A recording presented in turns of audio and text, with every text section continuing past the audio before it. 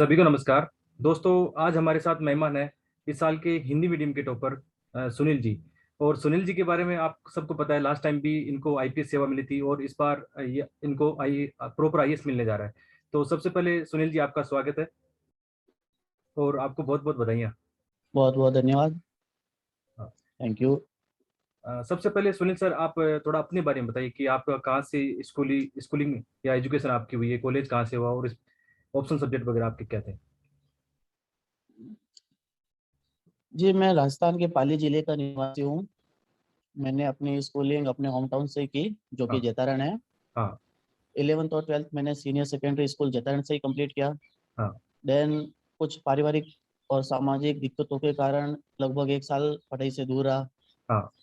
चूँकि पढ़ाई का शौक था, इसलिए बैचलर ऑफ आर्ट्स कॉरेस्पॉन्डेंस यानी कि प्राइवेट की 2013 से 2016 के बीच में। हाँ। हाँ। अगेन चूँकि पारिवारिक दिक्कतें थी, तो पुनः पढ़ाई से दूर रहा 1 वर्ष तक। लेकिन जब समस्याओं को देखा कि बाहर कैसे क्या माहौल चल रहा है, किस प्रकार से समाज में एक सकारात्मक परिवर्तन लाया जा सकता है, और किस प्रकार उसके लिए एक लीगल अथॉरिटी की जरूरत होती है हमें, हाँ। हाँ। ताकि लोगों तक अपनी बात पहुंच सके। हाँ। तो इसके लिए एक सबसे अच्छा माध्यम सिविल सर्विसेज है। मैंने इस बार प्रयास प्रारंभ किए। हाँ। हाँ। दूसरे प्रयास में मेरा हिंदी हिंदी माध्यम इंटरव्यू था। हाँ। हाँ। तीसरे प्रयास में आईपीएस सेवा मिली, और इस बार मेरा चौथा प्रयास था। बिल्कुल। और आपको कैसा लग रहा है हिंदी मीडियम का, इस बार आप टॉपर हो। वैसे रैंक और ऊंची आनी चाहिए, हम मानते हैं कि हिंदी मीडियम में और सुधार होना चाहिए, लेकिन फिर भी इस बार के टॉपर आप हैं तो या डेफिनेटली सुधार की गुंजाइश तो हमेशा रहती है, लेकिन अपनी सफलताओं से संतुष्ट होना भी एक सकारात्मक ऊर्जा देता है। हमने अपनी कोशिश की और एक अच्छा परिणाम प्राप्त किया। डेफिनेटली ये एक अंत नहीं है, हम्म। शुरुआत है। सुधार की बहुत सारे स्कोप बाकी है अभी भी। हम्म।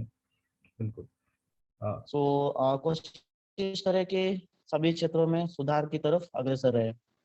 हाँ, बिल्कुल सर। आपका जैसे ऑप्शन सब्जेक्ट हिस्ट्री, आप तो आप हिस्ट्री के बारे में थोड़ा सा खुल के बताइए कि आपने कहाँ से कोचिंग की, कौन से नोट्स पढ़े, book resources and test series के बारे में। इसके अलावा कोई अच्छी बुक्स वगैरह आप सजेस्ट कर सकते हो यहाँ पे। यस, हिस्ट्री मेरा ऑप्शनल था, क्योंकि बीए में हिस्ट्री सब्जेक्ट था, हाँ। इसलिए हाँ। मैंने इसे ही कैरी ऑन किया था। हाँ। दिल्ली में मैंने किसी एक इंस्टीट्यूट से कोचिंग नहीं ली। हाँ। मुख्यतः हाँ। प्रारंभिक हिस्ट्री के लिए मैंने हाँ। हाँ। हेमंत झा सर को फॉलो किया। हाँ। हाँ। उसके बाद जो भी मार्केट में नोट्स अवेलेबल थे वेरियस इंस्टीट्यूट्स के, हाँ। उन हाँ। सभी के नोट्स पढ़े। और कोशिश ये करें कि सभी के नोट्स पढ़ने के बाद अपना एक कंपाइलेशन खुद तैयार करें। जी। कभी भी एक नोट्स या एक इंस्टीट्यूट या एक टीचर पूरा नहीं होता है। हाँ। हाँ। वो अपनी सफलता में एक माध्यम होते हैं। तो कोशिश करें कि विभिन्न माध्यमों को एक साथ कंपाइल करें। जो भी हम्म। उनमें अप्रोच मिल रही है, जो भी नॉलेज मिल रहा है, हाँ।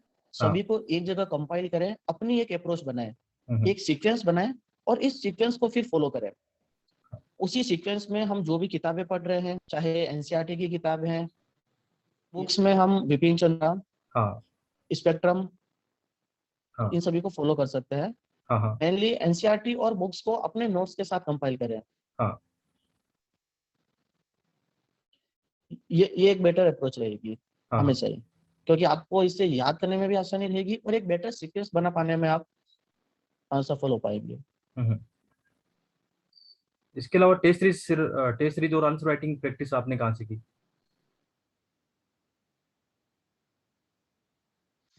और टेस्ट सीरीज की शुरुआत हम थोड़ा सा नॉलेज होने के बाद कर सकते हैं। एकदम हाँ। स्टार्टिंग में ही टेस्ट सीरीज की तरफ ना जाएं, क्योंकि हमें सभी चीजों का आइडिया नहीं होता है हम्म। कि चीजें किस प्रकार से जुड़ेगी, किस प्रकार से घटनाएं घटित हुई है।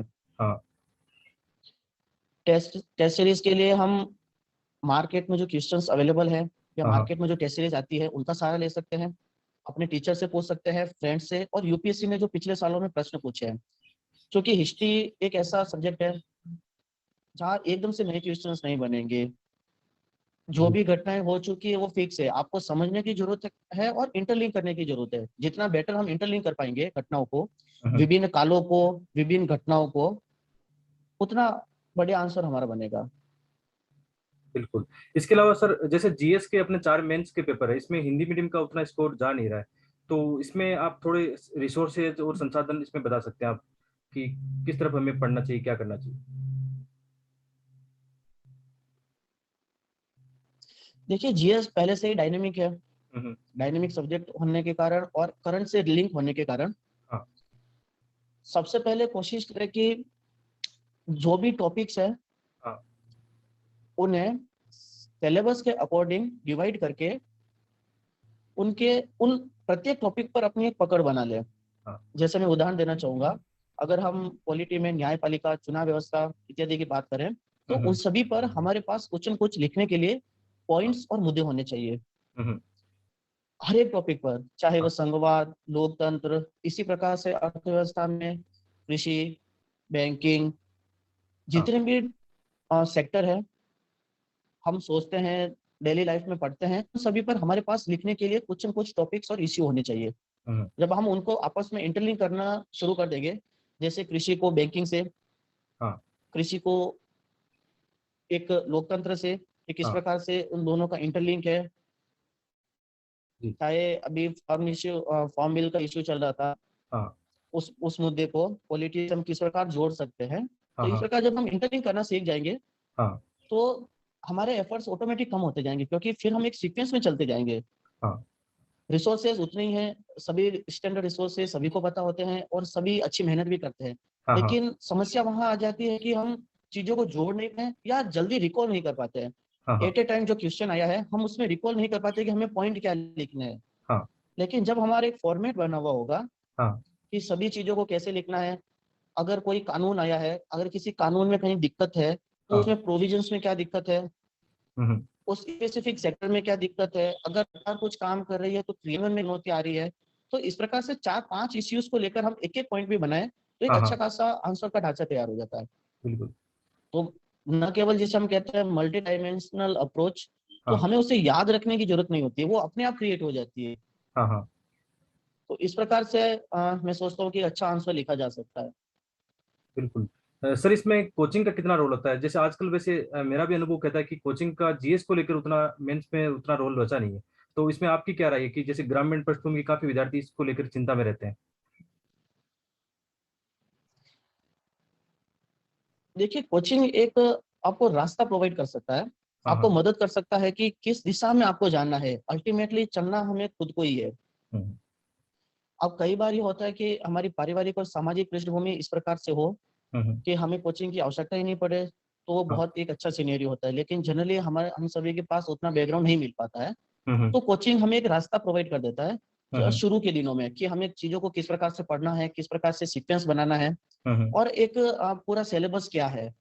हम कभी भी कोचिंग को एक अपना टारगेट न माने कि हम हम्म। कोचिंग के भरोसे ही पूर्णतः एग्जाम क्लियर कर लेंगे। हाँ। कोचिंग एक रास्ता है, रास्ते को अपनाएं और खुद मेहनत करें। हाँ। सर, जैसे अभी प्री पास में हैं, तो आप न्यू स्टूडेंट को जो पहली बार एग्जाम दे रहे हैं, इनको आप क्या संदेश देना चाहोगे? मैं यही कहना चाहूंगा कि घबराएं बिल्कुल भी नहीं। ऐसा कभी नहीं होता है कि जो टॉपर्स है वो भी एकदम कॉन्फिडेंस के साथ जाते हैं कि इस बार तो प्री क्लियर 100% कर ही लेंगे। हाँ। हाँ। सभी को एग्जाम का डर होता है हम्म। और सभी से छोटी मोटी गलतियां होती है, हम्म। जिन्हें हम अक्सर सिली मिस्टेक्स कहते हैं। तो वो अवॉइड करने की कोशिश करें। उन्हें अवॉइड करने का सबसे अच्छा तरीका है, पहले से टेस्ट दें जो भी मार्केट में अवेलेबल है, या जी। यूपीएससी ने जो पहले क्वेश्चन पूछे हैं वो लगाएं, और देखिए कि किस प्रकार के क्वेश्चंस में हम कहाँ गलती कर रहे थे। हाँ। हाँ। टेस्ट लगाना बहुत जरूरी है, क्योंकि बिना टेस्ट लगाए हम एट एट दैट टाइम अच्छा परफॉर्मेंस नहीं कर पाते हैं। हाँ। हाँ। तो पहले अपनी क्षमताओं का आकलन कर लें और उसके बाद एग्जाम में जाएं। एग्जाम में प्रेशर बिल्कुल भी न लें।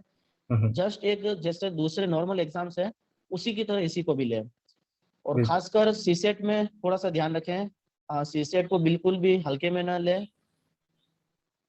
चाहे कॉम्प्रिहेंशन के क्वेश्चंस हो या रीजनिंग और मैथ्स के, हाँ। हाँ। दोनों के बारे में अगर आपकी पकड़ अच्छी भी है तो भी थोड़ी सी प्रैक्टिस करके जाए। बिल्कुल। सर, मेरा लास्ट सवाल है कि जैसे हिंदी माध्यम के विद्यार्थी मीडियम को लेकर काफी टेंशन में है आजकल, तो आपका हिंदी मीडियम के एस्पिरेंट को क्या संदेश होगा?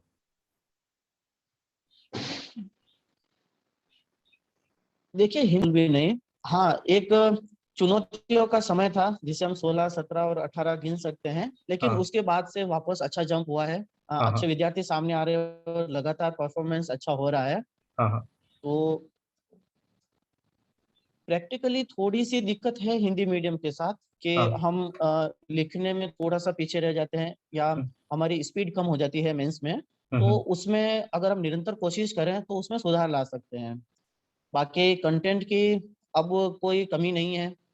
विभिन्न कोचिंग इंस्टीट्यूट्स आसानी से अवेलेबल करवा रहे हैं, कई ऑनलाइन चैनल्स है जो हमें इंफॉर्मेशन दे रहे हैं अब हर एक टॉपिक के बारे में। सो बिल्कुल। हमारे पास ज्ञान है। अब आवश्यकता है ज्ञान को सीक्वेंस में रखें, एक अच्छे तरीके से ऑर्गेनाइज करें और अच्छे तरीके से पेश करें। हमें इंफॉर्मेशन पता है लेकिन हम उसको अच्छे तरीके से पेश नहीं कर पा रहे हैं, तो कभी कभी वो भी हमारी राह में बाधा बन जाती रही है। बिल्कुल। तो इस पर थोड़ा सा ध्यान दें, बाकी घबराएं बिल्कुल भी नहीं। और सभी जगह एक अच्छा माहौल देखने को मिल रहा है अब हिंदी के प्रति। हाँ हाँ। सो डेफिनेटली हम अच्छा परफॉर्म कर सकते हैं। बिल्कुल सर, आपका बहुत बहुत धन्यवाद। आपने काफी टाइम दिया है और ये निश्चित रूप से न्यू स्टूडेंट को काफी गाइड करेगा। बिल्कुल सर, धन्यवाद। Thank you. Thanks a lot.